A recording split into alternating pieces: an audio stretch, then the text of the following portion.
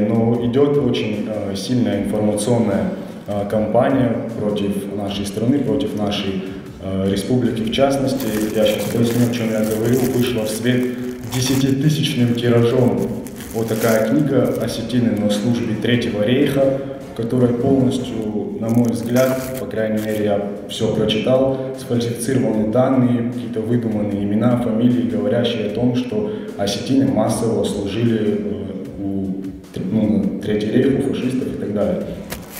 Был составлен запрос в Генеральную прокуратуру на имя генерального прокурора Российской Федерации Юрия Яковлевича Чайки. Я предлагаю коллегам после заседания ознакомиться, пробежаться по этой книге, ознакомиться также с обращением. И если кто-то согласен, чтобы мы коллективно как-то направили обращение генеральному прокурору, оно уже составлено. Мы депутаты Владикавказа, которые являются городом воинской славы, поэтому я думаю, постоянно закрывать глаза на вот такие попытки фальсификации истории неприемлемо. Спасибо.